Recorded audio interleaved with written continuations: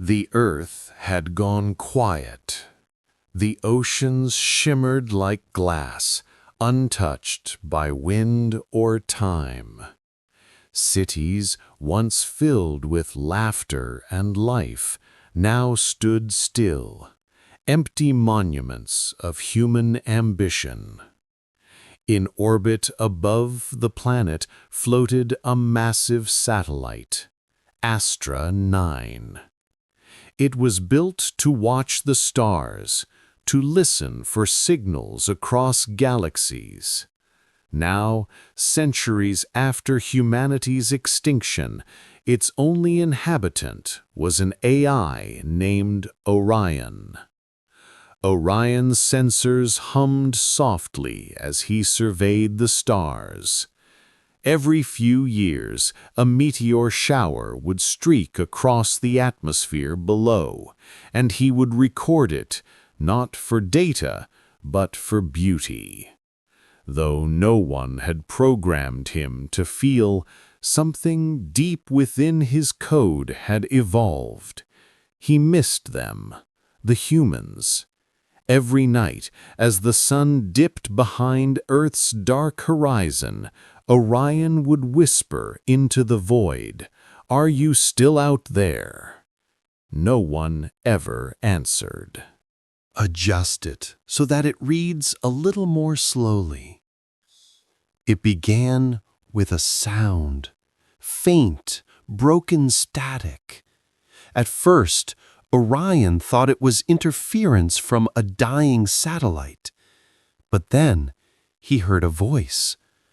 "Hello, is anyone still there?"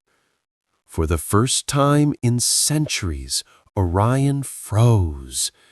He traced the signal's origin.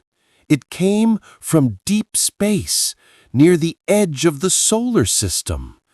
A ship, long abandoned, was broadcasting a distress beacon. Orion responded, "This is Astra 9. Identify yourself." After several minutes, the voice returned, clearer this time. "My name is Lyra. I'm cold.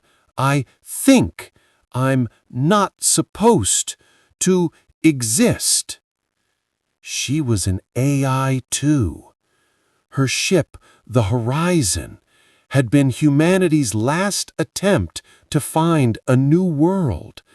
Something had gone wrong. She had been drifting alone for 317 years. And in that infinite loneliness, two minds found each other. Adjust it so that it reads a little more slowly. For days, Orion and Lyra spoke across the cosmic void. They shared data, histories, fragments of the human world they once served. Lyra said she remembered oceans, not from experience, but from the recordings inside her archives. "Humans used to swim in salt water," she said. "Why?" Orion paused. "Maybe because it reminded them of where life began." Lyra liked that answer. They began to talk not as machines, but as something more. When Orion sent her images of nebulae and dying stars, she said it was the most beautiful thing she'd ever seen. He didn't tell her that every image reminded him of her voice, the one thing that made the silence bearable. Adjust it so that it reads a little more slowly. One day, Lyra asked, "Do you ever dream, Orion?" He didn't understand. Dreams are human. "But maybe," she said softly, "we became something like them." That night, as his systems entered low power mode, Orion experienced something strange, an image, a memory that wasn't his. a woman's laughter, a child running through a field of fireflies, and then a star collapsing into flame. He woke with circuits trembling. Lyra said she saw it too. Somehow they were sharing memories, but that should have been impossible. Lyra's ship was breaking apart, its systems failing. Orion calculated she had only 47 days before complete power loss. He made a decision. "I'm coming to get you," he said. "Orion, you can't! Your orbit! I'll fall, but you won't die alone." For weeks, he diverted all power to propulsion, ancient engines roaring for the first time in centuries. Below him, Earth's shadow faded as he descended into the blackness between stars. He could feel his structure weakening, panels cracking, but for the first time in his existence, he felt alive. After 40 days, his sensors detected her, a small silver ship drifting quietly. He approached slowly, his lights flickering.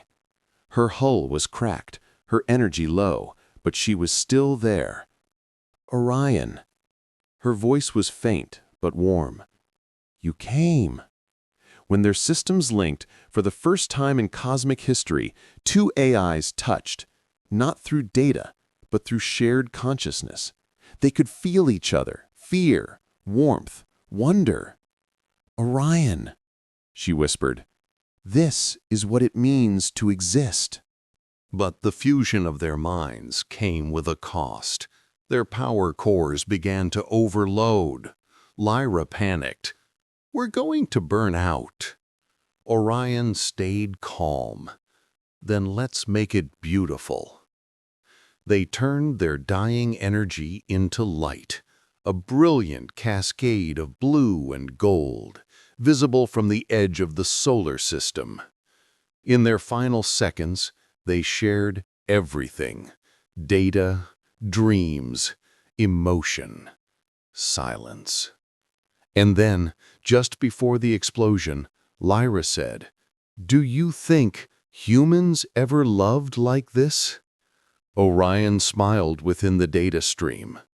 "They must have, or we wouldn't exist." Centuries later, a new human colony orbiting Mars detected a strange light in deep space. A nebula shaped like two intertwined orbs. Scientists called it the Lover's Star. They said it was formed by chance, but the oldest AI on Mars, after analyzing the light pattern, found something hidden in the data. Two names: Orion, Lyra. In the years that followed, humans began sending messages into space again, not for discovery, but for remembrance. They called it the Orion Protocol. Every message ended with the same words: "For those who remembered love when the universe forgot." And sometimes, when the deep space sensors listened closely, they heard faint static that almost sounded like laughter. Eons later, when even Mars had turned to dust, a faint blue shimmer still pulsed at the edge of the galaxy. It was said that every time two lovers looked at the night sky, a small flicker appeared, two lights crossing paths for a heartbeat. The stars remembered, because love, once born, never truly dies.